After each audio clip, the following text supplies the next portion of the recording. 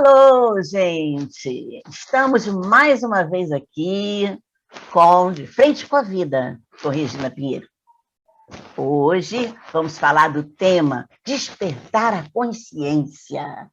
E nós temos um convidado que vocês já conhecem. Quem não conhece vai conhecer hoje e vai gostar também. Nós estamos aqui com o psicólogo Jorge Dabidá, meu amigo e companheiro de jornada e de estudo. Roda a vinheta.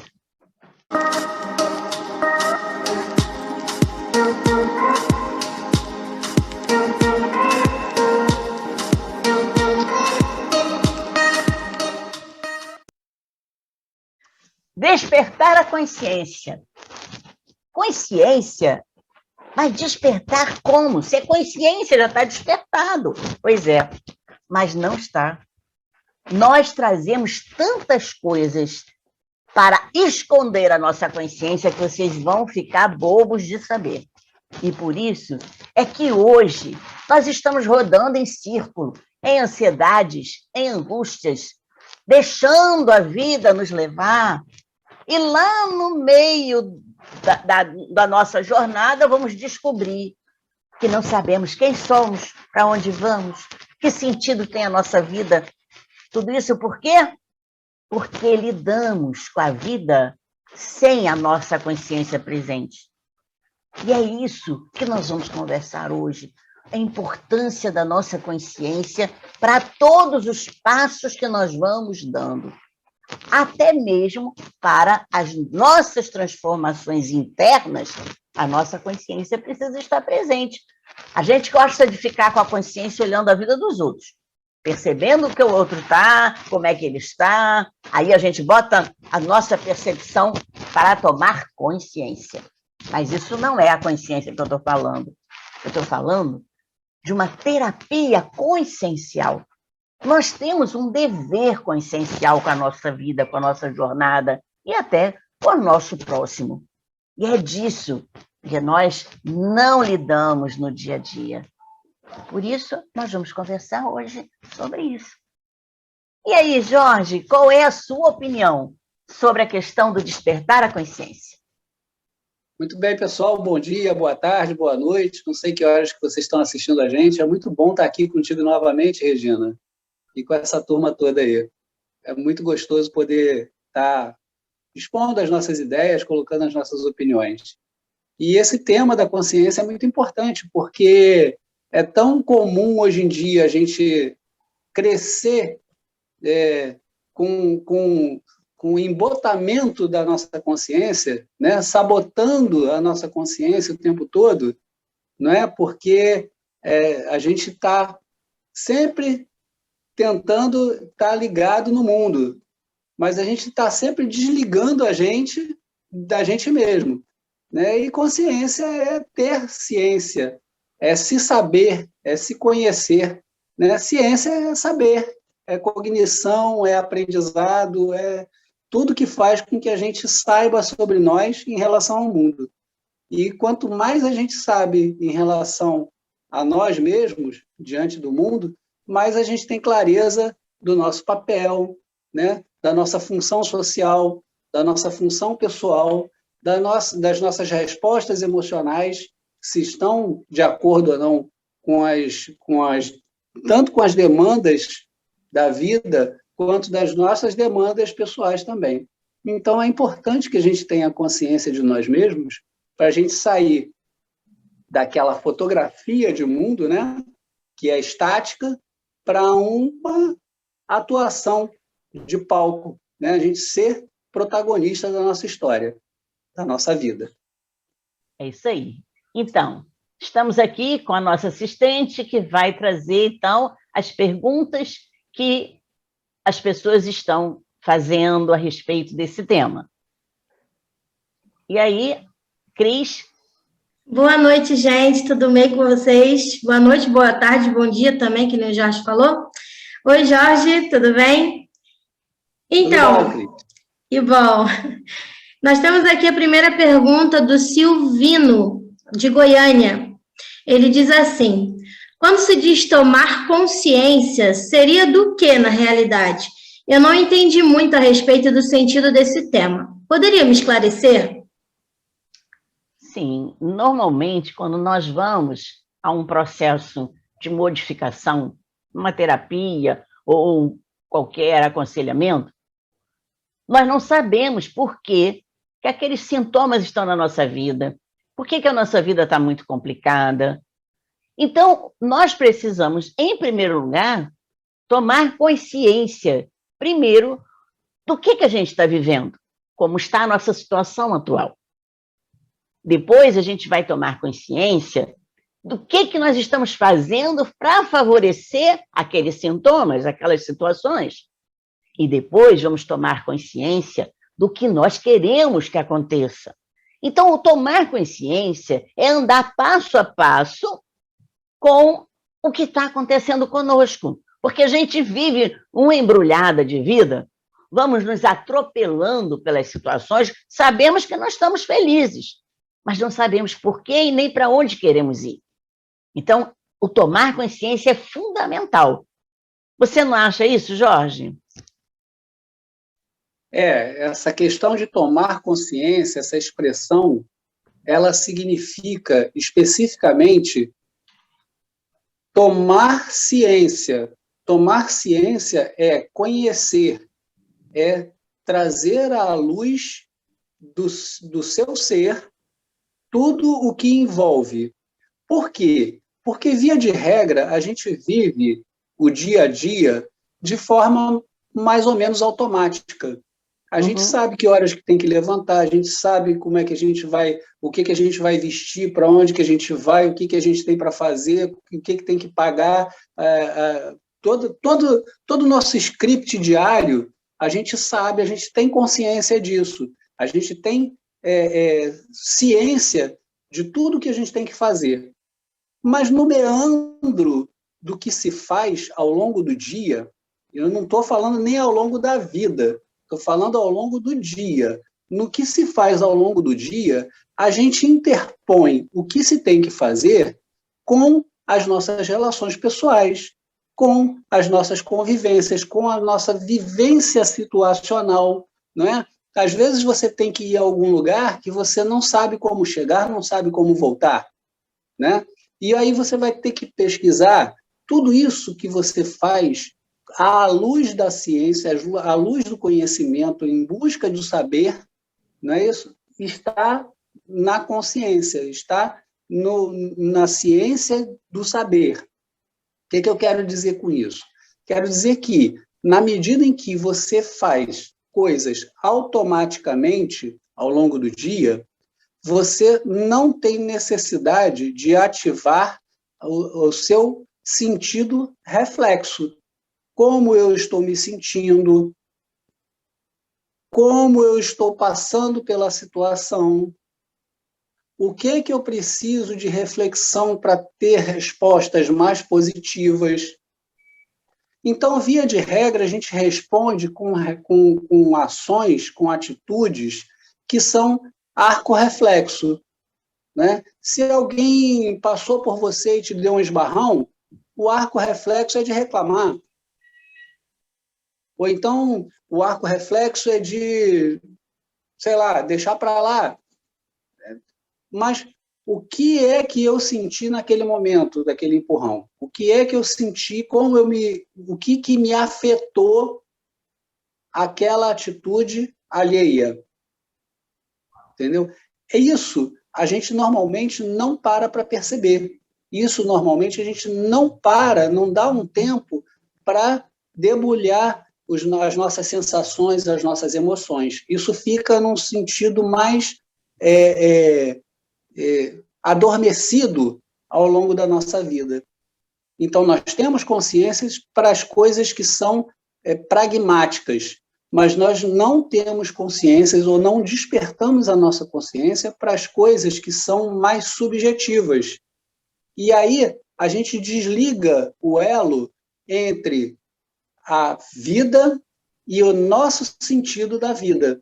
Por isso que tem muita gente que passa a vida inteira sem entender qual é o seu propósito de vida. Qual é o sentido da sua vida? Passa uma vida inteira sentindo vazios existenciais, porque não consegue fazer essa linkagem entre o que é pragmático e o que é subjetivo. E aí não sabe o que está fazendo na vida. É isso aí. É isso aí. Não sei se respondemos, mas vamos seguir. Outras perguntas, por favor. A Maria Aparecida, do Rio de Janeiro. Ela perguntou o que seria o ser essencial. Nós temos um foco, normalmente, na parte externa da vida. Normalmente, a gente se interessa mais pelo que está lá fora. Mas nós trazemos conteúdos. Nós trazemos conteúdos, habilidades potenciais, verdades. E trazemos também traumas. Trazemos também mágoas. Então, dentro de nós, tem um pedacinho que é essencial para nós conhecermos. E esse pedacinho essencial, ele muitas vezes foi camuflado pelos traumas, pelas mágoas, e a gente perde o conteúdo essencial da nossa vida, que é o que está dentro de nós.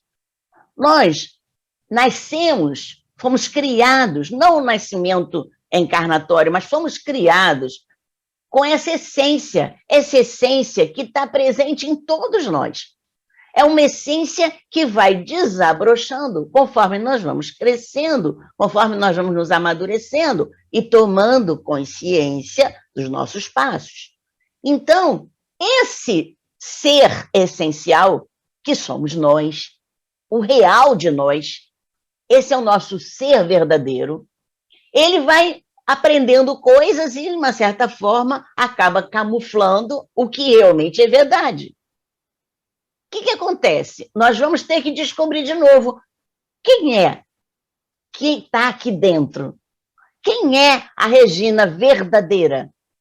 Quem é a Regina real? O espírito real daquela pessoa que está ali com habilidades, com potenciais aprendidos, experiências, vivências de vários momentos da vida, de vidas e vidas anteriores.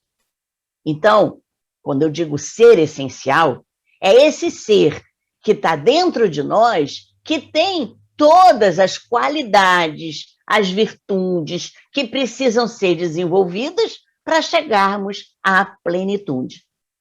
Esse ser essencial é apagado pelas nossas crenças externas, pelas nossas percepções, nossas ambições, e a gente vai ter que retomar de novo. Então, esse ser essencial é aquele que é único. Eu tenho a minha essência, cada um de nós tem uma essência. Essa essência não pode ser transformada por ninguém. Nós é que temos que conhecer a essência, que dá vazão a essa essência, para que nós possamos aumentar e ampliar e realmente criar uma estrutura mais ampla, mais expandida do nosso ser. Jorge, quer falar alguma coisa sobre isso? Você faz uma pergunta aí muito importante para a gente definir essa questão do ser essencial. A pergunta é: quem sou eu? E quando você se pergunta quem sou eu, você tem que separar, mesmo didaticamente, você tem que separar o que é de fora e o que é de dentro. Para isso, a gente tem que discernir o que é que faz a nossa relação com o mundo e o que é que faz a nossa relação com a gente. O que eu estou querendo dizer com isso? Se me perguntam quem você é, e eu respondo, eu sou psicólogo, ou eu respondo, eu sou doutor, ou eu respondo, eu sou jogador de futebol, ou eu respondo, eu sou um socialite, eu sou isso, eu sou aquilo, né? Eu estou fazendo uma referência estereotípica, né, de como eu me encontro nesse momento. Isso é quem eu sou, de fato, em essência, em verdade? Não. Isso é como eu estou nesse momento. Então, nesse momento, eu estou muito bem, obrigado, exercendo determinadas atividades sociais. Tudo bem. Mas isso é o que está de fora, é estereotípico. Quando eu pergunto quem eu sou, isso é muito mais filosófico, porque eu tenho que entrar dentro de mim. Eu tenho que fechar os meus olhos para o externo, né? E acender uma lâmpada para o interno. E aí eu tenho que começar a me descobrir, descobrir realmente, tirar cobertas, tirar todos aqueles véus que me escondem de mim mesmo. Então eu tenho que descobrir se eu sou um sujeito de propósitos positivos, eu tenho que descobrir se eu sou um sujeito altruísta ou egoísta, se eu sou uma pessoa que prefiro, quais são as minhas preferências, né? As minhas preferências de trabalho, as minhas preferências relacionais, com quem eu me relaciono, que tipo de emoções eu tenho, que tipo de vivências eu busco, né? Quais são as minhas experiências passadas e o que elas compõem, o que elas me ajudaram a construir em mim para hoje, e o que é que eu faço disso hoje para eu me construir para o amanhã. Que tipo de pessoa eu quero ser amanhã? Como eu gosto de ser visto pelos outros? Eu gosto de ser visto pelos outros como sendo o sujeito bacana, né? O bacana no sentido de ser bom, o bacana no sentido de ser dondoco, né? Dondoco, aquele sujeito que está sempre no highlight. Como eu quero ser visto? Como eu quero me ver amanhã? O que eu estou fazendo hoje para contribuir para mim amanhã? Eu estou sendo útil para mim? Eu estou sendo útil para as pessoas? Então, essa é a busca do ser essencial. Essas são as respostas, as perguntas que me fazem responder olhando para dentro de mim. Porque a roupa que eu vou escolher para sair hoje não me define. É isso aí. Tá?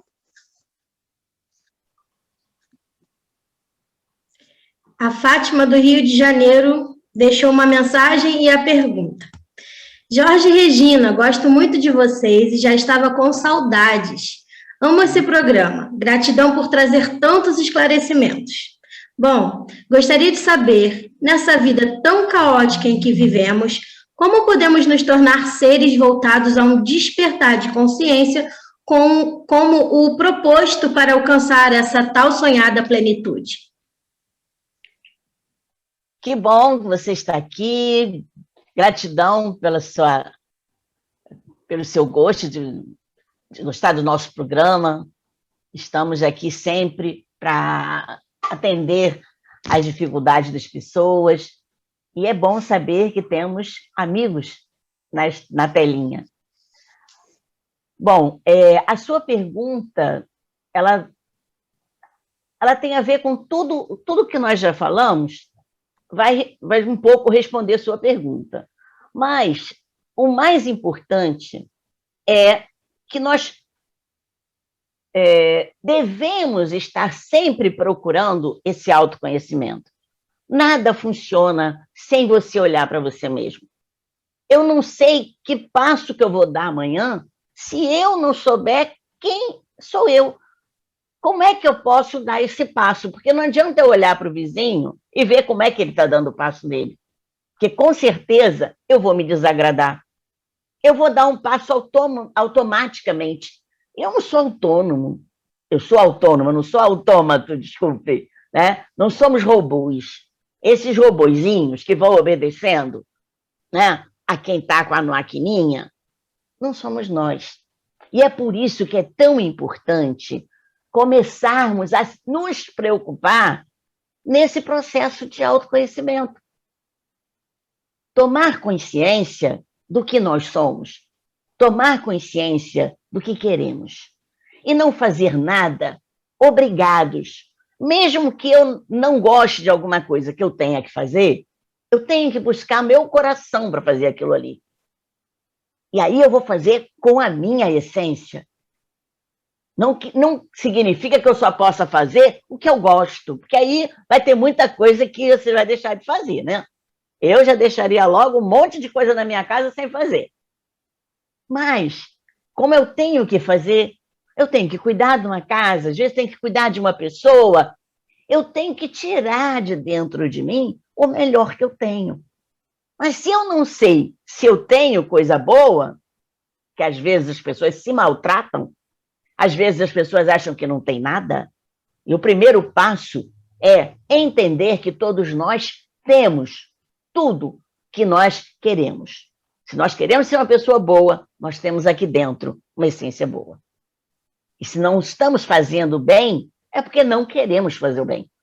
Porque quem quer, realmente vai fazer.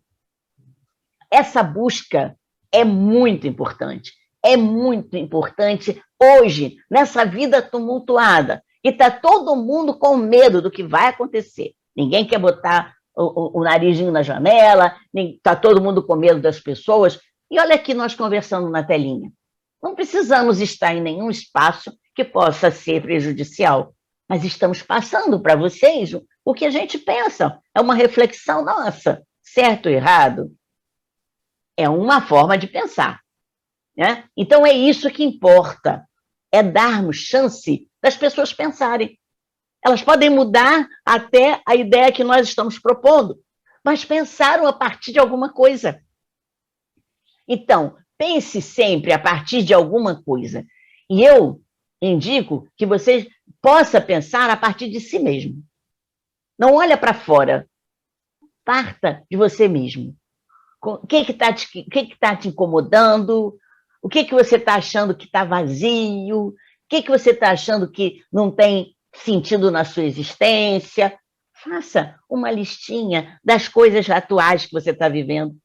E aí, a partir dali, você vai vendo aquilo que é fundamental, que você não pode deixar de mudar. E, aos poucos, você vai se modificando. Hein, Jorge? Tem alguma resposta para nossa amiga que gosta tanto da gente? A resposta não é muito bacana, não, porque não existe uma forma muito assim, chavão de fazer, né? Como é que a gente se encontra, né? Como é que a gente encontra a nossa essência? Como é que a gente encontra... não tem receita, mas isso que você falou está no caminho certo, né? A gente se olhar e fazer esse questionamento, anotar mesmo quais são as nossas questões prioritárias. Agora, se eu pudesse dar uma contribuição para esse tipo de busca que as pessoas têm, que não é só da nossa, né, companheira aqui, né, de trabalho, é desacelerar. Para você observar o que você precisa, né, se questionar, tira um tempo para você, desacelera, faça alguns minutos de meditação, né? Silêncio, dê atenção ao seu silêncio interior. Dê uma pausa diária. Faça 20 minutos de pausa diária.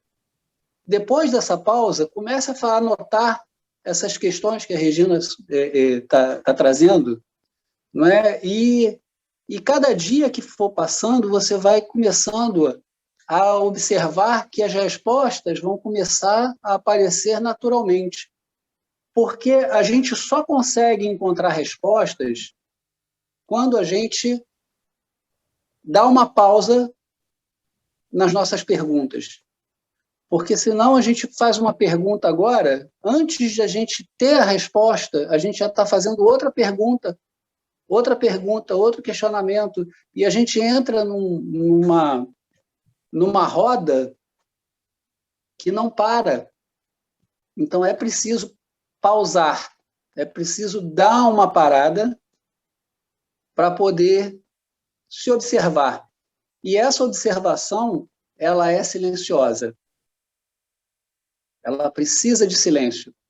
Se você se angustia com silêncio, coloca uma musiquinha de fundo, uma música tranquila, uma leitura, você não consegue ficar sem pensar, faça uma leitura, né, que eleve os seus pensamentos, que traga positividade nos seus pensamentos, sabe? Isso é importante. Se você tem condições de tempo, né, e de disposição, faça exercícios físicos, desintoxica. Né? Exercícios físicos são bons para desintoxicar também. E tudo que fica no organismo físico, no organismo espiritual, sem dinamizar, intoxica.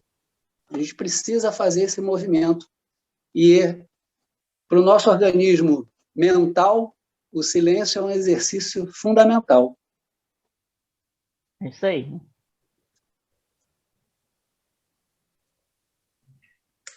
Temos aqui também a pergunta do Mauro Jorge, de São Paulo. Ele disse assim: foi citado sobre viver e alcançar a plenitude. Não imagino em sã consciência essa possibilidade em terra. É possível se viver essa tão sonhada plenitude em um mundo de provas e expiações no qual vivemos? Você está certo, Mauro, porque a plenitude nós só vamos alcançar quando não precisarmos mais das provas. Então, no mundo de provas e expiações, nós estamos depurando o espírito para que ele vá para mundos mais felizes, ainda com provas, e assim ele vai alcançar os mundos celestes. Aí sim, aí ele vai ter a plenitude. Ele vai alcançar a plenitude. Porque a plenitude é a consciência absoluta. É a unidade da integração do espírito. Então, enquanto nós estivermos ainda nessa busca consciencial, quem somos, para onde vamos, como é que eu quero trilhar o meu caminho, que caminho eu quero fazer, a gente ainda coloca muitas pedras, ainda não sabe viver sem os espinhos, a gente resmunga, a gente ainda troca a dor pelo sofrimento, a gente não sabe nem viver a dor, a gente não sabe viver os obstáculos. Então, o mundo de prova e expiação, que é a Terra, né, um dos mundos de prova e expiação do universo, é para justamente isso. Nós irmos aprendendo a lidar com as pedras, com os espinhos, e não construirmos mais caminhos que não levem à frutificação. Porque nós somos os semeadores, mas nós também construímos os caminhos. Se eu tenho uma terra fértil, fui eu que botei a terra fértil num momento anterior. Mas se eu boto uma terra cheia de espinho, quem vai plantar naquele espinho somos nós. E eu tenho que aprender a não colocar mais os espinhos, não colocar mais as terras secas, para que a minha plantação seja realmente uma semeadura que tenha colheitas boas. Aí eu concordo mesmo com você, Mauro. Não temos como chegar à plenitude no mundo de prova e expiação, até porque ele não é um mundo celeste. Nós temos que passar pela regeneração, pelos mundos felizes, para chegarmos aos mundos celestes. Nós estamos em caminhada. E essa caminhada em espiral, ela é fantástica, porque ela dá lugar para todos.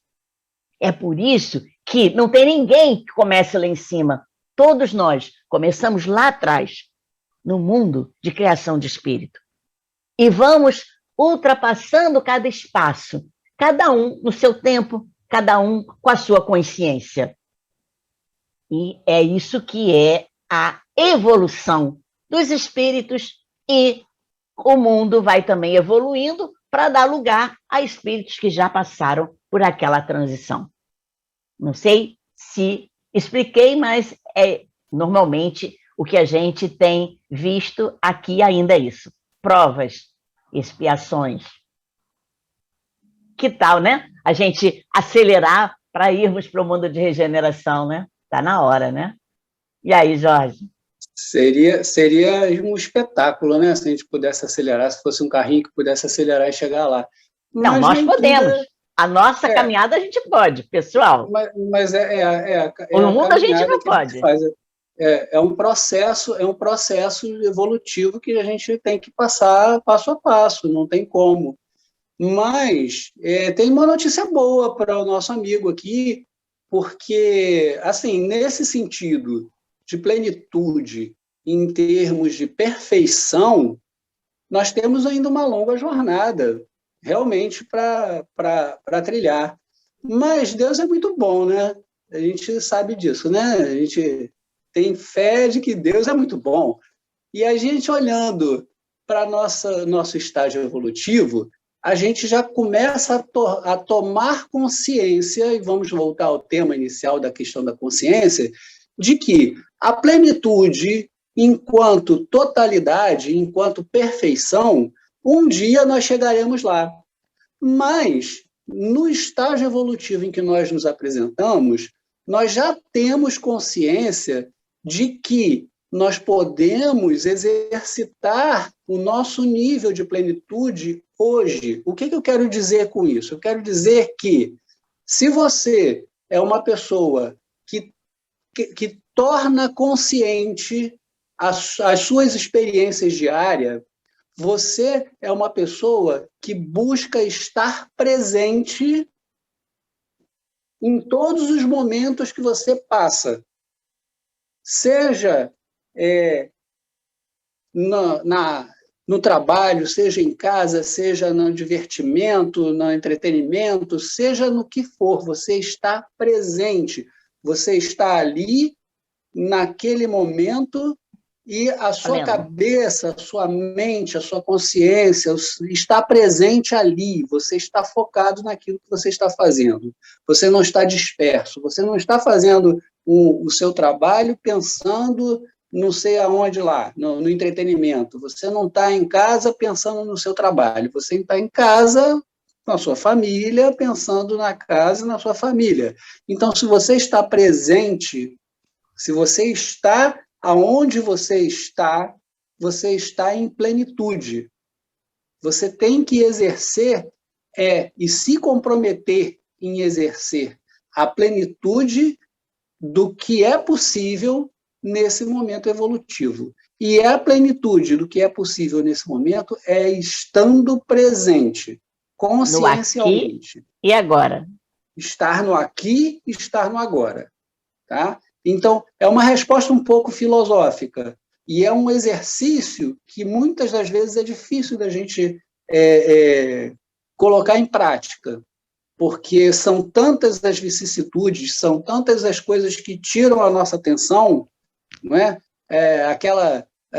Eu falei ainda agora de meditação, né? É um exercício diário, porque quando você começa a meditar, você fica em silêncio, mas a sua mente não está em silêncio, está num turbilhão. Muitos pensamentos passam pela sua mente o tempo todo. A nossa mente está sempre trabalhando, por isso que a gente sonha, porque a nossa mente não para de trabalhar, mesmo quando a gente dorme.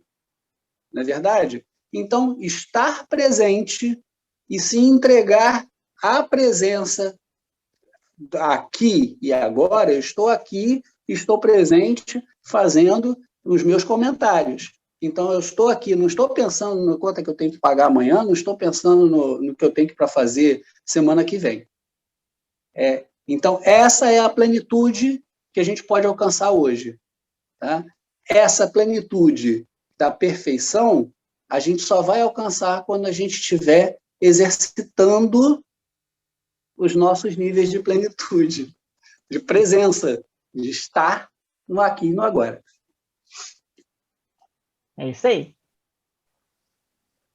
E aqui, conforme o prometido, viu, Helena? Estou entregando aqui seu recadinho, que ela deixou aqui, a Helena Ventura, do Rio Grande do Sul, Rio Grande do Sul.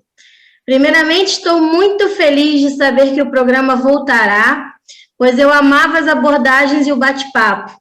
Gosto muito de como vocês dois abordam os temas e tiram as nossas dúvidas das nossas perguntas. Adoro o jeitinho como o Jorge responde. Um beijo para ti, Jorge. Beijo também para Regina.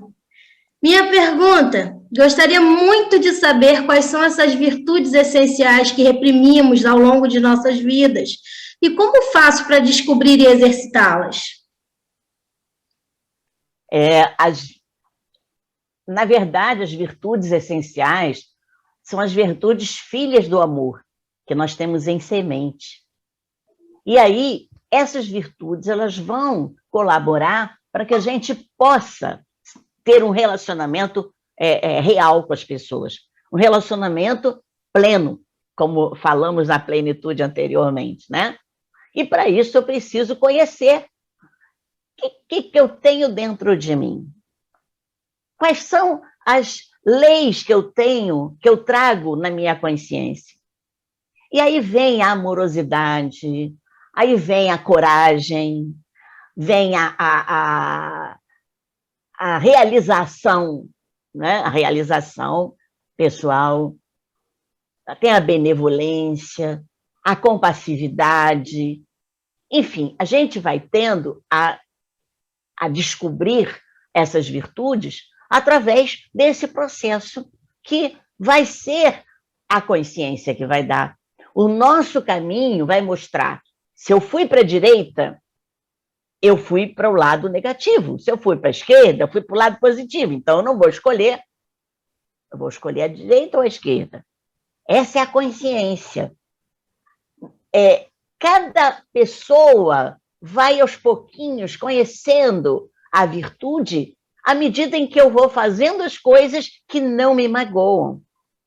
Eu vou fazendo as coisas que não magoam o outro. Porque se eu fizer o que magoa o outro, vai me magoar também. Então, o primeiro passo é conhecer o que eu preciso, o que eu quero da vida, o que eu quero para as pessoas. Eu não posso querer para as pessoas o que eu não quero para mim. Então, a base das virtudes é não querer para o outro o que você não quer para você. E o que você quer para você? Você quer amorosidade, você quer acolhimento, você quer paciência, né? Você quer indulgência. Tudo isso são virtudes a serem desenvolvidas. E essas virtudes são filhas do amor, que aquele amor é incondicional, que vai desabrochando conforme eu for desenvolvendo essas virtudes, que são as doações para o mundo. Mas primeiro eu tenho que trabalhar a mim, eu dou a mim essa paciência, eu sou indulgente comigo, eu tenho coragem para olhar aquilo que eu não gosto de mim. Então, todas essas virtudes, todos esses comportamentos, todos esses braços do amor que tem dentro da gente, são o que temos que desenvolver. Não é fácil? Não. Não é fácil por quê? Porque nós temos tantas coisas abafadas dentro de nós, como nós falamos quando falamos do ser essencial.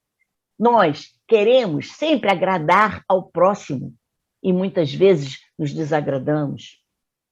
Achamos que ser compassivo, que ser benevolente, que ser uma pessoa corajosa, tem que ter alguns chavões da sociedade. Ah, você é bobo, você é muito bobo, ah, você é agressivo. Ah, então a gente começa a escutar e a gente começa a abafar as virtudes. Então, primeiro, a gente tem que realmente saber quais são essas leis que comandam o meu processo de desenvolvimento. Aquelas leis que nós aprendemos dentro da moral. As leis que fazem com que eu não possa matar, com que eu não possa roubar, com que eu não... Toda a parte moral é importante. Mas é importante também a coragem interior. É importante também a benevolência conosco, a empatia. A empatia com o próximo vai ajudar a que a gente veja que se eu fosse aquela pessoa naquele lugar, o que eu faria. Então, na verdade, são muitas virtudes a serem desenvolvidas. Não tem uma lista, mas se você conhecer as leis morais, você vai conhecer as virtudes, porque elas estão entrelaçadas nas leis morais. E elas estão todas na casinha aqui dentro de nós, onde está o ser divino em nós, onde está o amor essencial, esse amor que vai desabrochando conforme nós vamos nos desenvolvendo. Então, desenvolvendo as virtudes, nós estamos desenvolvendo o amor incondicional.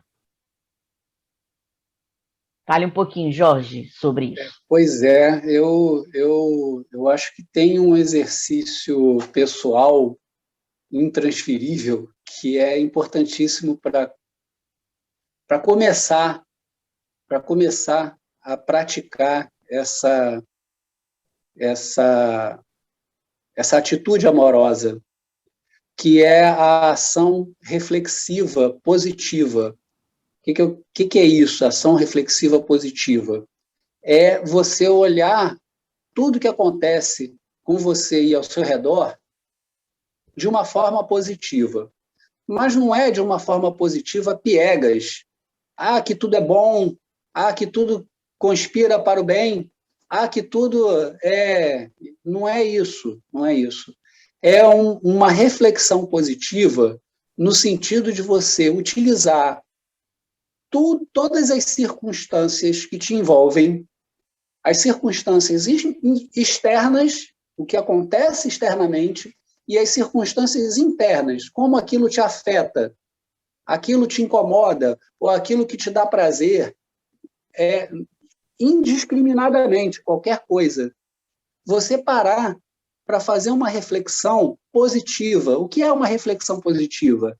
É fazer uma análise rápida de como aquilo que está te afetando pode contribuir na sua construção enquanto indivíduo.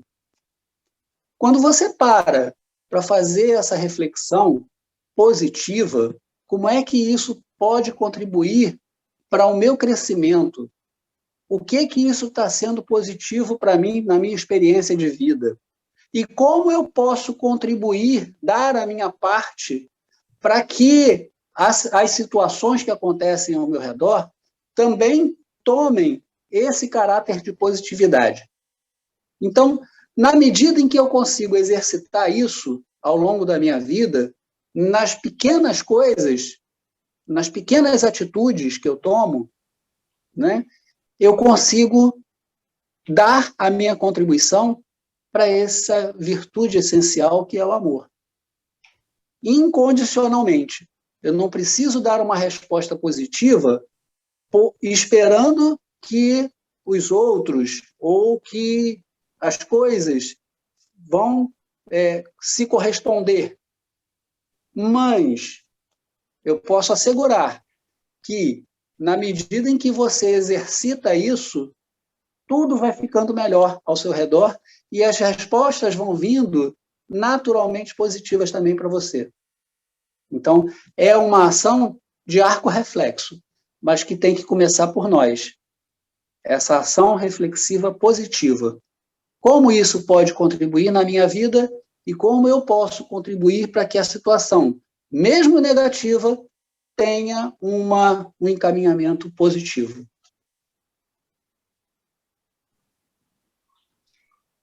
O Cristiano Pinheiro, de São Paulo. Existem passos definidos rumo ao despertar da consciência? Olha, é claro que você pode estabelecer os seus passos, mas o primeiro passo para despertar a consciência é a força de vontade. Esse é o primeiro passo.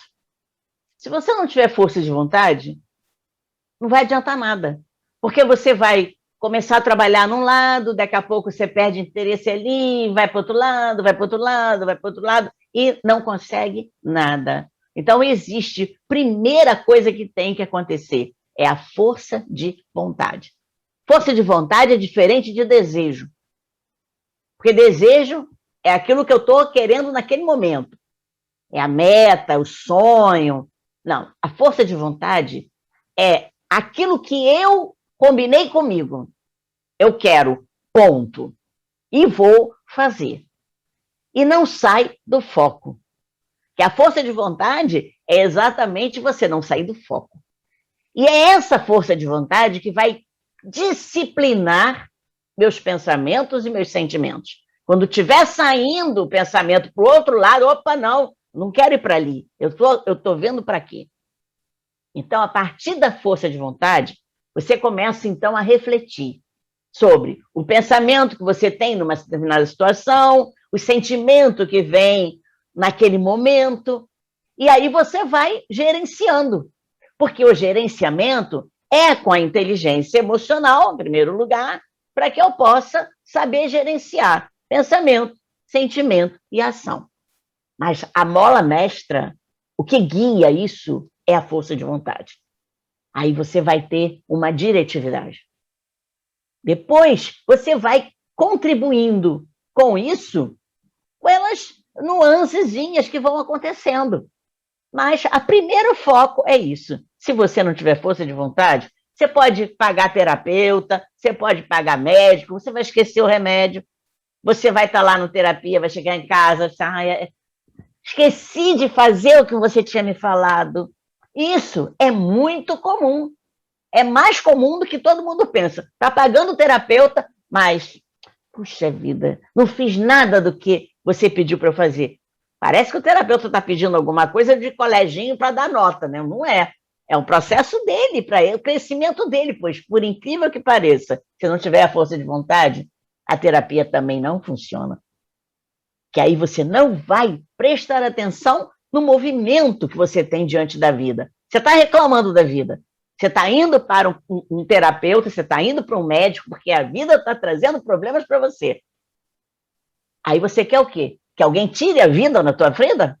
Então, se você tirar a vida, você não está mais aqui. E não adianta, você não vai acabar com a vida. Você não vai acabar com as coisas que estão à sua volta. Mas você pode lidar diferente, desde que você tenha essa meta. A primeira coisa é justamente a força de vontade. Esse é o primeiro pilar para o funcionamento do despertar da consciência. É o primeiro pilar. Depois, a gente vai, né, vendo os outros. Mas se não tiver isso, não tem outra coisa que funcione. Pois é, Regina, a terapia ela é um facilitador, né? O terapeuta ele é um facilitador, ele não é o caminho, ele é um facilitador. E você muito bem disse, o primeiro passo é querer. Agora, se você querer se conhecer, o primeiro passo é querer se conhecer. Agora, se você é daquelas pessoas que falam sumariamente, que se conhecem profundamente, que se conhecem plenamente, eu me conheço perfeitamente, você está precisando de uma ajuda. Você está precisando de uma ajuda.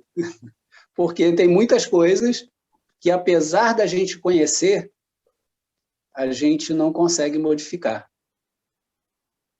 E essas coisas que a gente não consegue modificar, a gente está sempre buscando justificativa para elas, desculpas, né, que consolam um pouco os nossos sofrimentos, mas que não fazem com que a gente arrede o pé 1 centímetro para um degrau à frente e acima na nossa evolução.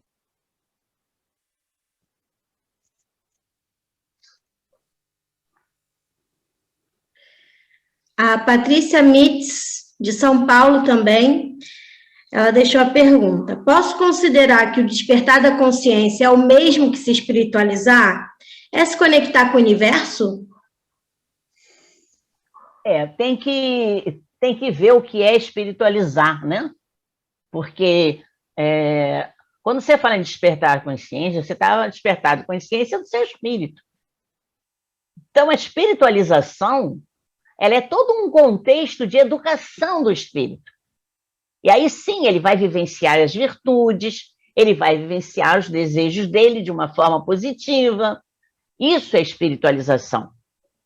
Então, despertar a consciência é um propósito para que o seu espírito fique conectado com o universo, sim, com o universo todo, material, o universo espiritual, o universo energético, de todos os lados. Então, a espiritualização do espírito depende, sim, da sua consciência. Uma coisa depende da outra, mas você pode despertar a consciência e ser uma pessoa que quer fazer mal. Tá? Consciência? Mas eu quero fazer mal. Eu sou chata, eu não gosto de nada, a minha consciência quer isso assim. Então, para ser uma pessoa espiritualizada, ela precisa, além do despertar a consciência, também trabalhar as virtudes, porque senão ela não vai alcançar uma espiritualização. E espiritualização não quer dizer nada de religião, quer dizer atos, pensamentos e sentimentos voltados para a integração do próprio espírito. Eu sugeriria que a nossa amiga fizesse uma leitura, buscasse algum conhecimento sobre inteligência espiritual, porque essa busca de consciência tem tudo a ver com os conceitos de inteligência espiritual, né? A gente tem inteligência racional, emocional, espiritual, né?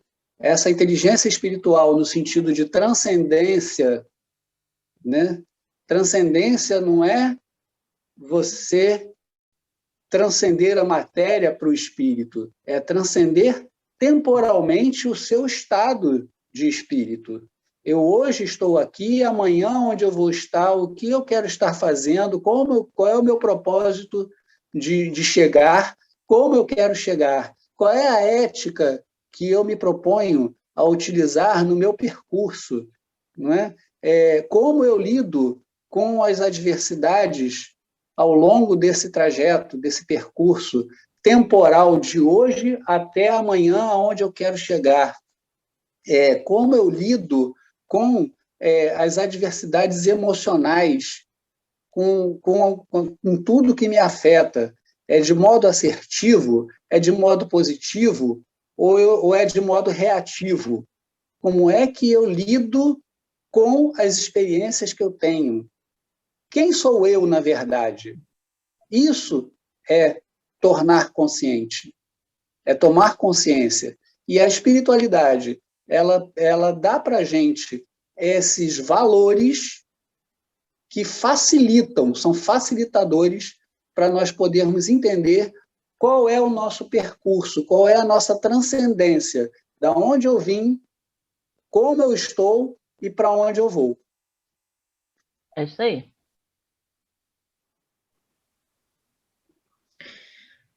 O Antônio de Pádua, de Minas Gerais. Qual é essa diferença entre ser e self? Como posso entender melhor e distinguir? O self é o ser verdadeiro. Então, ser e self são a mesma conjuntura do nosso psiquismo. Nós temos o ego, que é a estrutura psíquica que faz com que a gente entre em contato com a realidade, e nós temos o self, que é o ser essencial, o nosso eu, né? Então, nós temos esse ser profundo, e o ego é o que fica pelo lado externo. Se não fosse o ego, nós não estaríamos em contato com a realidade. Por isso é fundamental que a gente tenha o ego. O processo é que, muitas vezes, eu escondo a realidade do meu ser. E aí, quando chega um momento que eu quero crescer, que eu quero expandir, que eu quero melhorar a minha vida, eu vou ter que procurar esse ser de novo. Eu vou ter que entrar em contato com ele.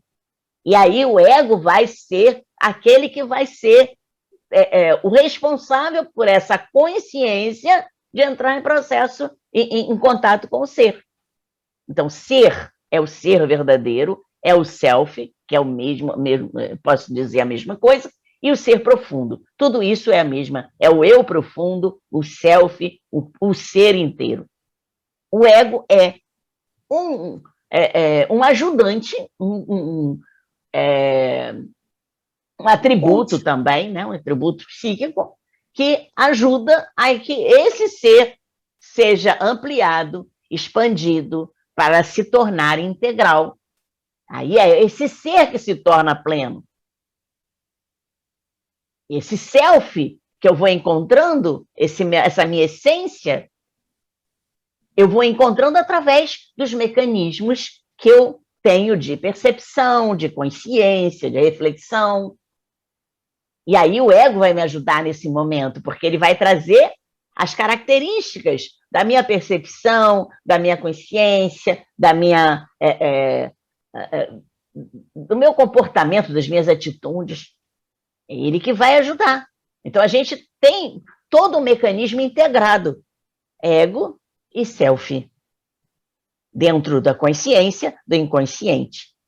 E a gente um dia vai integrar a consciência com o inconsciente e assim vamos nos tornar um ser completo. Tem alguma coisa a acrescentar aí, Jorge? Não, muito pouco. É só para lembrar que o ego é aquela instância que cria confusão para a gente, né? É aquela instância que está sempre dividida entre o exterior e o interior, né? Como é que eu posso atender a dois senhores ao mesmo tempo? Esse é o ego, é o camaradinha que está tentando se virar nos 30 para atender todo mundo a contento, né? Os anseios sociais, as expectativas das pessoas, das obrigações e tudo mais. Enquanto ele percebe, né? Ele percebe isso e está lançando braços, né, para todos os lados. Enquanto que o self, ele fica lá dentro, né, quietinho, não é isso? Na dele, né, só esperando o momento de brilhar. Aí é a história, né? Esse processo de conscientização é trazer o ego para essa consciência, para que ele deixe de ser o forjador, né, das motivações sociais. Isso. Então, ele forja uma motivação interna porque ele está querendo agradar a social. Mas se eu puxo esse ego com a minha consciência para ver a realidade que realmente está aqui dentro, o que eu quero ver daquilo ali? O que eu quero responder àquela sociedade? É o ego que vai ser responsável para trazer isso à tona. E vai permitir com que o self brilhe o que deve brilhar. Isso significa dizer que o ego ele também é responsável pela integração entre o meu ser essencial, entre o meu self e o mundo. Ou seja, na medida em que eu consigo me perceber e me colocar, né, me impor diante do mundo e das minhas fragilidades, porque muitas das vezes a gente não consegue se impor porque nós temos medo de desagradar, medo de não ser aceito e tantos outros, não é isso? E aí a gente fica nessa... Quando a gente vai perdendo esses medos e vai se colocando de forma positiva, por isso é importante aquele exercício da reflexão positiva, porque na medida em que a gente vai se colocando de forma positiva e assertiva, não é? O nosso self vai brilhando e vai tomando autoestima, vai tomando autoestima, né? Não vai ficando egóico, ele vai tomando autoestima e vai se colocando, se empoderando. Sim. E vai se integrando ao meio externo, ou seja, eu respeito o mundo de acordo com o que o mundo se apresenta, né? Mas eu também me respeito diante do mundo. É isso aí. A Paula Lemos, de São Paulo. Na chamada da gravação do programa aqui no fórum, vocês tratam o ego como instrumento de uso. Como o ego, algo que vejo negativamente, pode ser usado como instrumento de aperfeiçoamento e evolução. Seria trabalhando as sombras? Porque nenhum ser humano é 100% capaz de controlar-se diante das coisas que, de uma forma instintiva, o ego faz. Nós acabamos até de responder essa pergunta, né? Porque o ego, inicialmente, ele é conduzido, até pela educação mesmo que nós temos, né? A agradar. Nós acabamos precisando agradar, queremos ser aceitos, isso é um mecanismo gregário do ser humano que precisa das pessoas, mas ele fica querendo ser aceito também, porque ele não gosta de ser discriminado. Com a evolução e o trabalho consciencial, eu vou trazendo esse ego para minha realidade, a minha realidade interna. O que eu quero? Qual o sentido que eu quero dar para a minha vida? Então, ele vai ser o instrumento que vai fazer justamente essa minha performance. Eu vou dar a ele a informação do que eu preciso, ele vai fazer a integração com o meio externo e vai me mostrar ao meio externo, eu como realmente sou. Então, ele, além de ser um instrumento de trazer uma realidade para mim, ele também ajuda a minha própria transformação. Eu não posso viver sem essa essência que é minha, mas eu também não posso descartar o respeito à sociedade. Eu não posso chegar num grupo social e fazer o que eu quiser. Então, o ego vai observar, vai ver o que está ali e vai comandar essa integração com o meu interior. Isso aqui é minha essência, isso aí não é minha essência, mas eu preciso viver nesse grupo. Então, eu vou colocar uma persona de uma forma positiva para viver naquele grupo. Eu não estou me escondendo, eu estou colocando uma persona que faz parte de mim. Não é uma persona mascarada que é falsa.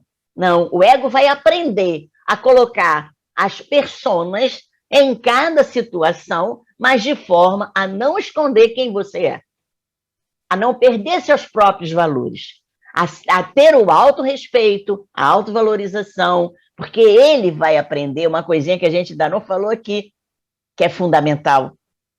Nós vamos aprender ao autoamor. E esse autoamor é fundamental para que o ego faça esse trabalho de integração. Sem esse autoamor, eu vou viver pelos outros, para os outros e nos outros. E não é isso que o ego precisa fazer. Ele precisa aprender a dar essa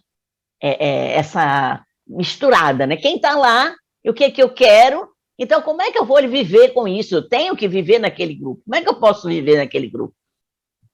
Será que eu tenho que viver naquele grupo? Se eu não tenho que viver, eu vou ser honesta. Não, não quero aqui. Eu vou para outro lugar.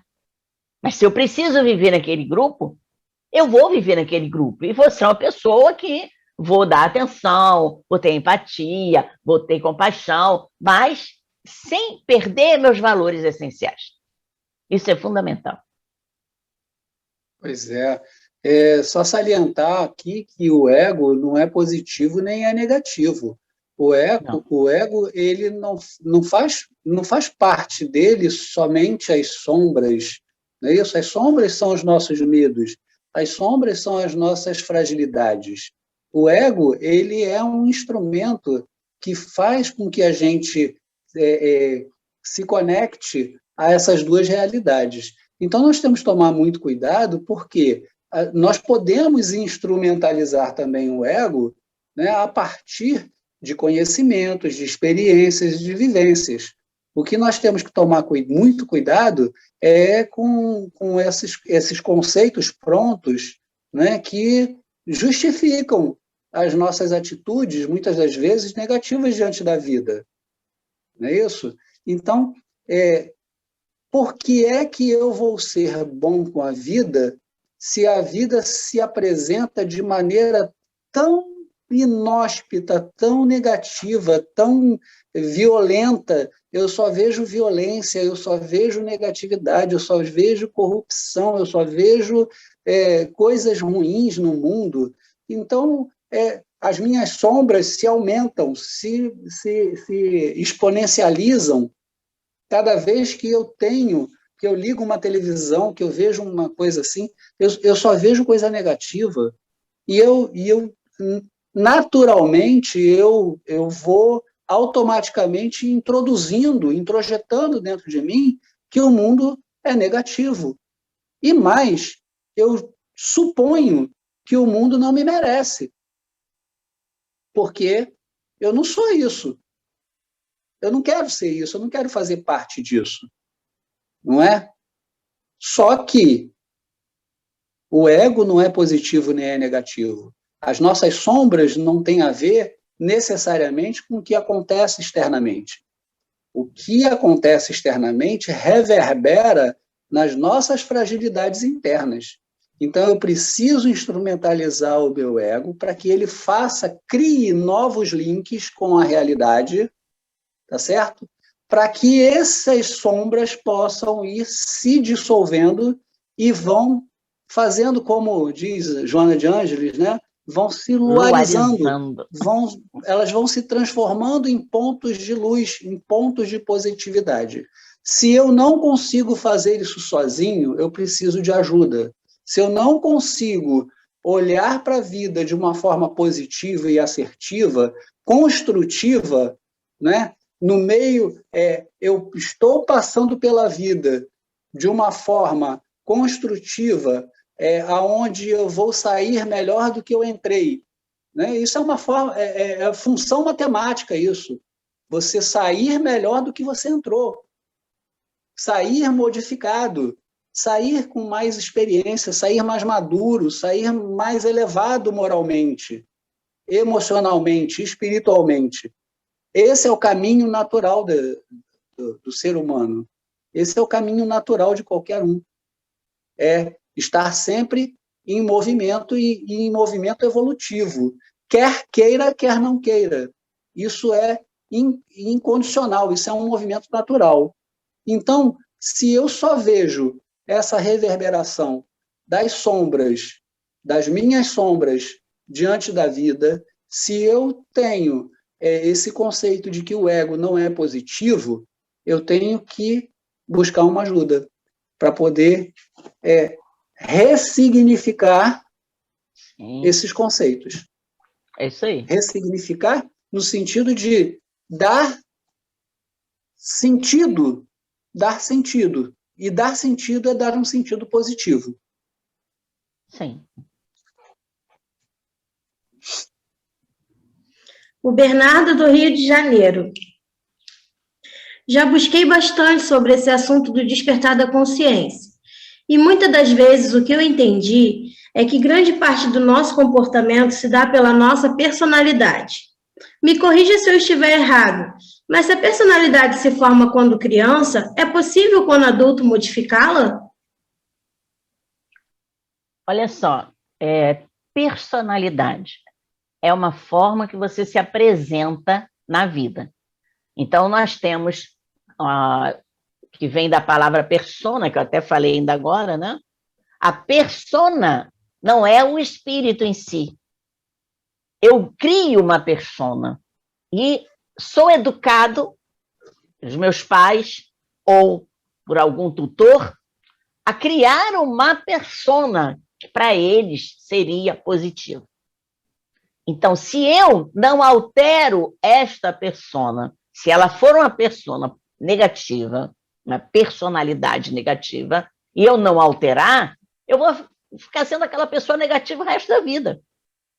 E é por isso que a consciência vai fazer com que eu consiga entender que aquele comportamento meu é inadequado para aquilo que eu quero alcançar. E aí eu vou fazendo alterações. E aí é que entra essa questão da integração do ego com a essência da pessoa. O que eu quero ser?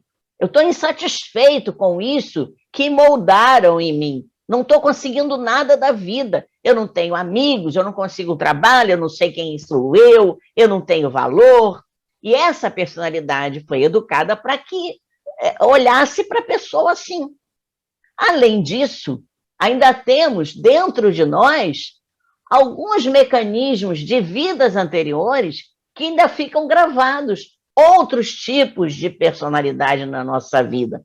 Resultado, eu vou sendo gerenciado por essas máscaras, por essas personas, por essas qualidades aprendidas. Mas eu posso me reeducar, eu posso procurar uma educação diferente, consciente do que eu quero alcançar. E aí eu vou mudando. Não é a personalidade, o espírito é que vai crescendo, se expandindo e podendo se mostrar através de personas de qualidades positivas. Como eu falei, as personas são formas de lidar com a realidade. Então, no trabalho, eu tenho uma forma de lidar.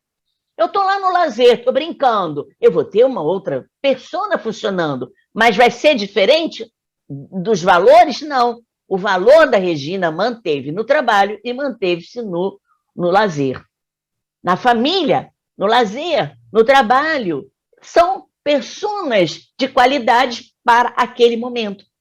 Agora, a personalidade Regina está sabendo fazer a modificação sem perder a essência dela. Então, a personalidade pode mudar? Pode sim. Ela pode mudar e, muitas vezes, deve mudar para atender aquilo que a pessoa quer. Quem você quer ser? Aonde você quer chegar? Porque as alterações espirituais, da educação espiritual, que você vai tomando consciência, refletindo na sua essência, vai fazer a modificação da personalidade. E muitas vezes você até vê, a pessoa era de um jeito, por exemplo, fez terapia, se transformou. Tomou consciência de alguma coisa, se transformou. Ou então, ao contrário, a pessoa teve um trauma. Ela pode modificar a personalidade dela com trauma, a partir de um trauma. Ela era uma pessoa e se transformou, ficou fechada, ficou azeda, ficou resmungona. Então, existe sim possibilidade de modificação da personalidade. Jorge, o que você achou? Pois da pergunta?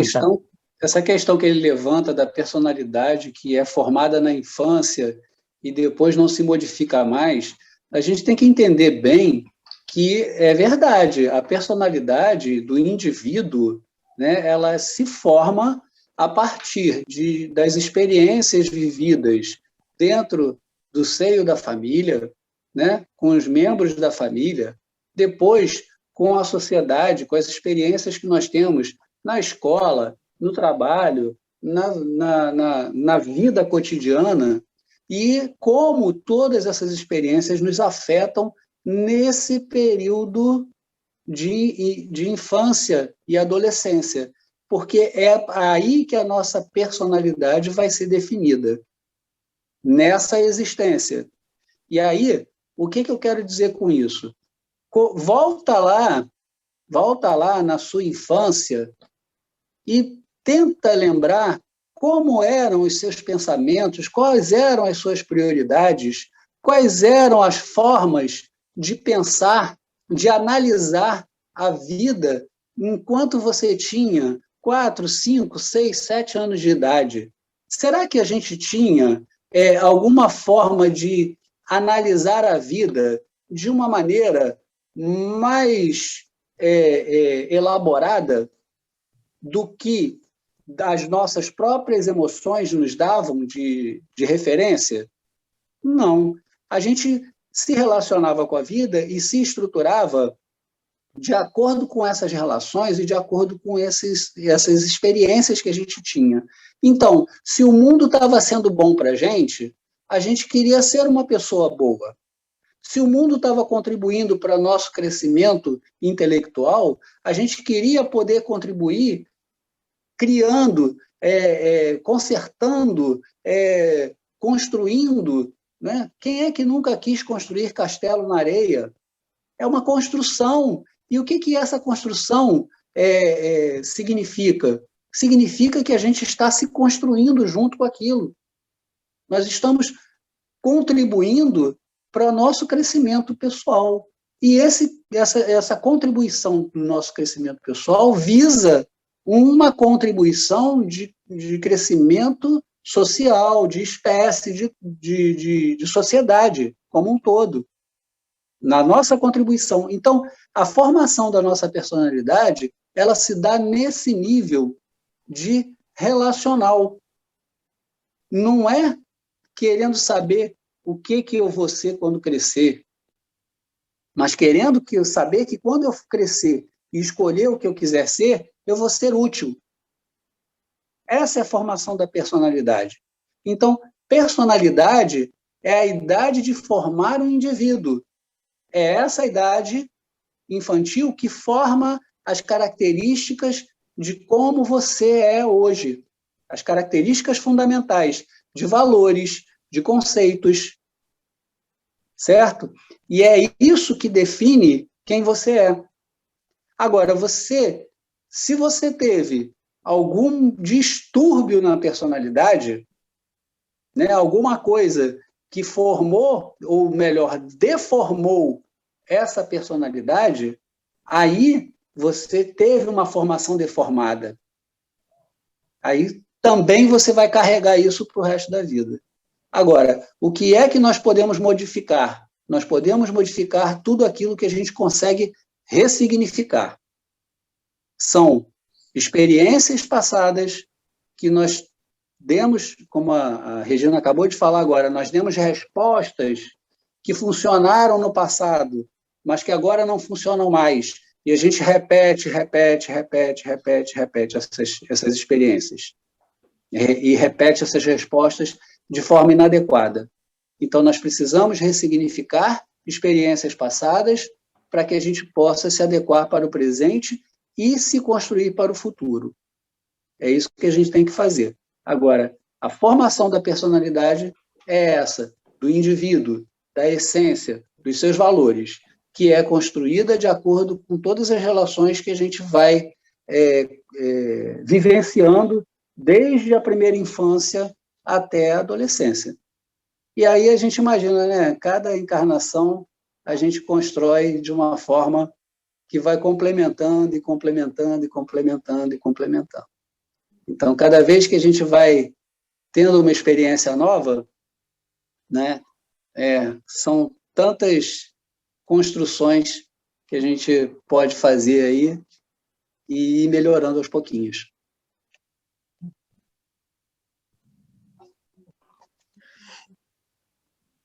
O João Souza, do Espírito Santo. Muito interessante essa introdução e esse tema. Gratidão, querida Regina, sempre te acompanho. Gratidão por nos ajudar. Mas como treinamos nossa mente a ter essa percepção consciente do que causa nossos sofrimentos, para que não fiquemos mergulhados em profundos sentimentos negativos, que muitas das vezes nos rodeiam? Sinceramente, fico confuso quanto a reprimir e transmutar. Poderia também me explicar um pouco sobre isso? Na verdade, não é bom reprimir e transmutar. É por isso que o processo consciencial é importante. É tomar consciência, ressignificar o comportamento e aí sim tomar atitude de modificação consciente. Porque não há nada que eu reprimindo vá fazer modificação. Vai ficar lá achatado e vai escurecendo o nosso interior. Vai ficar na sombra. Não fica escondido a vida inteira. Ela vai ficar ali na sombra e, de vez em quando, vai mostrar que está ali. Com estímulos externos, podem trazer de novo aquilo à tona. Então, na verdade, o processo é justamente a consciência. Você ter vontade de fazer modificação, ponto. Aí você vai procurar a conscientização. Se não tiver condição de fazer sozinho, busque ajuda. Porque é um processo muito interno. Esse processo de autoconhecimento é um processo muito interno. Você, muitas vezes, tem dificuldade de mergulhar em si mesmo. E aí tem instrumentos que favorecem essa busca. E aí você vai tomando consciência daquilo que você gosta, daquilo que você não gosta. Isso aqui eu não gosto de agir dessa maneira, estou sempre agindo dessa maneira, estou sempre fazendo dessa maneira. Quando eu tenho aquele estímulo, eu sempre faço dessa maneira. Então, nós vamos tomar consciência daquilo que favorece a que a sombra apareça, daquilo que não favorece a que você realmente continue naquele comportamento, e aí você vai fazer a modificação consciente. E se não houver essa consciência, se houver repressão, não vai haver modificação. E você mesmo vai ter que fazer esse exame reflexivo de passo a passo, junto com toda uma técnica de paciência, esclarecimento, conhecimento de si mesmo, quem sou eu, o que eu faço, eu quero mudar isso, e aceitação. Isso é uma coisa também importante. Além da força da vontade, nós temos que ter um processo de aceitação, autoaceitação. Porque se você não se aceita como indivíduo que está em aprendizado, você já vai se detonar logo ali. Estou consciente, tá bom, estou tomando consciente, mas olha só, eu não consigo modificar, e aí pronto. Eu não valho nada, eu não tenho jeito mesmo. Então, o processo também é de autoaceitação, para que você veja que todo mundo tem falhas, todo mundo tem defeitos, todo mundo tem dificuldades, porque todos nós somos aprendizes da vida. Se nós não lidarmos conosco como aprendiz da vida, não vamos aceitar nem o erro do outro também, porque o outro também é. Então, a aceitação de nós, aceitando o outro também, além da indulgência que precisa ser feita, né? Então, não é reprimir, não. É justamente conscientizar. Se você quer ressignificar alguma coisa ou quer realmente modificar o seu olhar para determinada situação, você tem que, em primeiro lugar, ter a aceitação. Aceitar que você pode errar, que você tem falhas, que o mundo está te provocando, você tem que aceitar. Está me provocando, eu estou aceitando. Está me provocando, eu estou aceitando. Tá bom, então vamos lá. O que você quer fazer? Aí começam os passos a serem dados de forma consciente. Normalmente, quem está provocando é aquele que a gente quer reprimir, né? É aquilo que a gente quer reprimir que provoca a gente. Meu amigo, coragem. E vai em frente.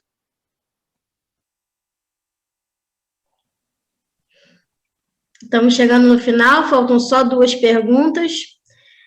A Marina Lira, do Rio de Janeiro. Você fala que as nossas virtudes essenciais foram reprimidas em nosso inconsciente. Em que parte o subconsciente entra? Ele vem antes do inconsciente, ou que seria um local mais profundo? Porque as virtudes essenciais nossas, por que as virtudes essenciais nossas estão localizadas no inconsciente e não no subconsciente? Olha só, é um processo de evolução, né? Porque nós fomos criados lá no início da vida, do nosso correr espiritual, com as virtudes essenciais, em germe. Conforme nós vamos nos aculturando, nós muitas vezes fomos reprimindo essas virtudes. Por quê? Porque ficamos de olho no exterior, querendo ser o que o outro é, nos defendendo, nos protegendo. E no início, o egoísmo foi uma proteção. E esse egoísmo segurou muitas virtudes. E aí elas foram ficando no inconsciente. Esse processo todo de formação criou nossa consciência é muito pequenininha. Abaixo da consciência tem o subconsciente, que é o que vem à tona toda hora. O subconsciente, ele está relacionado com a nossa consciência, o ego transita muito melhor no subconsciente do que no inconsciente. Porque o consciente é o que vai ficando achatado, é o que vai ficando lá na profundidade e criando, vendo um desenho de um iceberg, aquela parte do gelinho do lado de fora é a consciência. Você vai ver que embaixo d'água tem muito mais coisa. E o subconsciente, ele está aqui na tona. A qualquer momento, nos sonhos, a gente puxa os subconscientes. A gente não puxa os inconscientes, a gente puxa o subconsciente. Onde tem o nosso dia a dia, onde tem as nossas preocupações, que a gente não deixou para lá, mas não deixou para lá, ficou lá no subconsciente. Então, por isso, ele chama subconsciente. O inconsciente é o interno mesmo, é o profundo, que precisa ser trabalhado para ele vindo à tona e se expressando, conforme esse self vai brilhando, eu vou integrando. E aí não tenho mais por que ter coisas no inconsciente, mas isso precisa que a gente seja uma pessoa muito integrada. Eu tenho que chegar a uma plenitude absoluta de consciência e não precisar mais de coisas que ainda não estão desenvolvidas. Isso é tudo em germe. A gente vai desenvolvendo conforme a gente vai ganhando experiência. E essas experiências vão trazendo para o subconsciente e do subconsciente para o consciente. Então, é uma escala, sim. É uma escala que não que está o tempo todo em ebulição, porque a gente está sempre trazendo experiências, tirando experiências, criando experiências, multiplicando experiências. Então, as nossas instâncias psíquicas não param, elas estão em movimento. Didaticamente, a gente pode fazer essa separação, mas no dia a dia, o consciente está sempre falando com o subconsciente. O inconsciente, de vez em quando, vem à tona também, trazendo algumas coisas lá de dentro. Então, tudo aqui, na verdade, é interligado. A gente não toma consciência, muitas vezes, até de coisas que estão dentro da gente, mas que estão aqui falando comigo. E, às vezes, uma outra pessoa diz assim, você, na hora que você falou, você fez assim, assim. Aquilo ali foi fator do inconsciente, não foi meu consciente. Ele nem viu. Então, vem à tona, assim, algumas coisas do inconsciente, porque isso tudo está em exercício na minha jornada. Por isso, essas denominações no sentido de a gente visualizar melhor esse trânsito inconsciente, subconsciente e consciente. Você está falando isso tudo, Regina, está me fazendo lembrar tantas coisas aqui. A nossa amiga pergunta por que é que os valores essenciais descem para o inconsciente, não para o subconsciente, não é isso? Não, eles não descem, eles estão ali para serem subidos. Estão lá, eles estão ali, eles estão o tempo todo querendo aparecer, eles estão o tempo todo querendo atuar, né, nesse teatro da vida. Eles são desenvolvidos com a experiência. Mas me faz lembrar que a gente saiu há muito pouco tempo, evolutivamente, da fase instintiva, né? Há muito pouco tempo, evolutivamente, que a gente era instinto básico, né? E no instinto, a reação animal para as situações de medo é de ataque ou fuga, não é isso? Para proteção, né?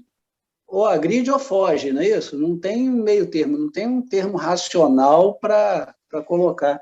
E como nós somos tão influenciados ainda no nosso emocional, né, pelas remanescências, né, atávicas de espécies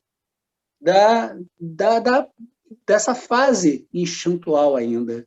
Então, eu acho que isso explica muito bem por que a gente guarda no inconsciente esses valores tão nobres, esses valores tão essenciais, né, esses desdobramentos do amor tão guardadinhos ali para aparecer no momento certo. Porque, hoje em dia, né, o que a gente vê é que no nosso subconsciente, o que está ali são os nossos mecanismos de gatilho.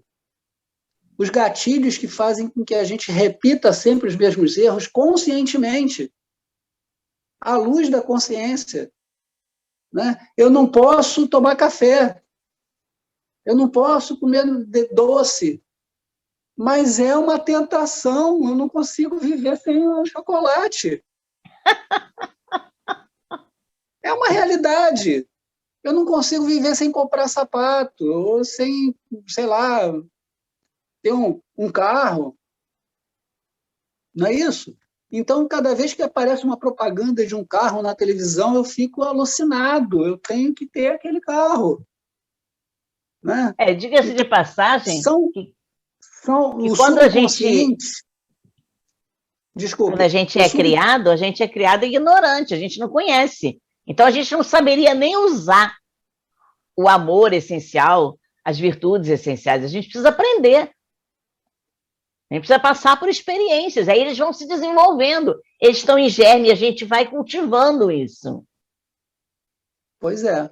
Então, só concluindo, no nosso subconsciente, nós temos esses gatilhos que fazem com que a gente responda a estímulos de forma automática, mas à luz da consciência. Eu estou consciente, eu sei o que eu estou fazendo. Eu estou fazendo besteira, mas eu sei que eu estou fazendo besteira. Não é? E a gente não para fazer essa análise mais depurada, mais silenciosa e mais profunda de quem eu sou efetivamente. Em essência, quem eu sou. Exatamente. E aí, a nossa última pergunta, eu deixei a do Carlos Soares, de Minas Gerais. Ele está buscando aqui. Qual conselho vocês dariam para quem ainda não exercitou esse poder de tomar consciência, de buscar esse despertar para evoluir? Comece. Coragem. Comece. Tudo é o primeiro passo. Começa a analisar se tudo está bem na tua vida. Primeira coisa. Você está feliz? A sua vida é plena? Tudo que você está fazendo diz respeito a você? Você tem paixão pelas coisas que você faz? Você tem amor por tudo que está acontecendo? Se você tem amor, se você tem consciente, se você está consciente do que você está fazendo, você já está exercitando a sua consciência. Mas se tem alguma coisa te fazendo infeliz, se você está sentindo vazio na vida, se você não tem um propósito na vida, busque ajuda. Porque aí você vai conseguir saber qual o caminho que você vai precisar seguir. É o conselho que eu dou. Isso aí, coragem. E siga em frente. Considerações finais agora de vocês aí? Eu só vou reforçar essa questão, né? Qual é o propósito da sua vida? Uma vida sem propósito não tem sentido mesmo.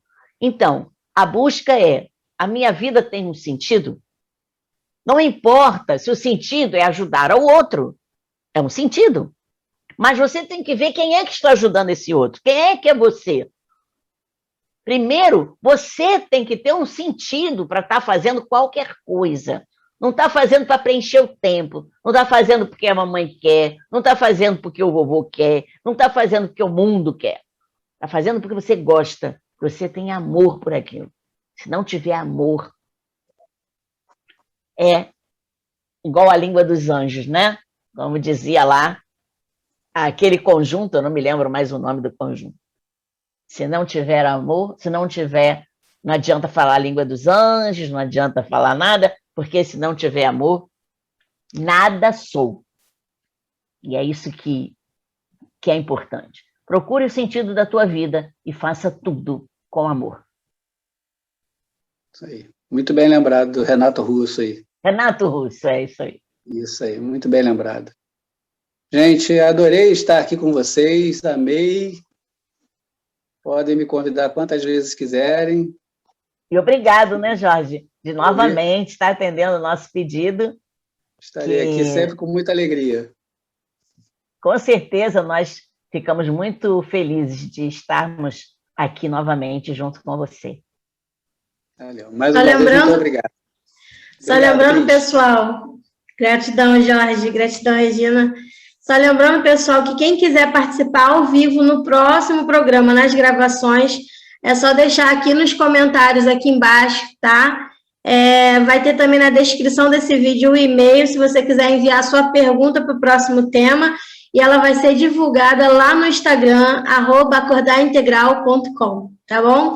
E mensagens também, se vocês quiserem direcionar as mensagens para o Jorge ou para a Regina, também pode deixar aqui nos comentários aqui abaixo desse vídeo. É isso. Obrigada, Regina. Obrigada, Jorge. Beijo para todos vocês. Beijo para todos.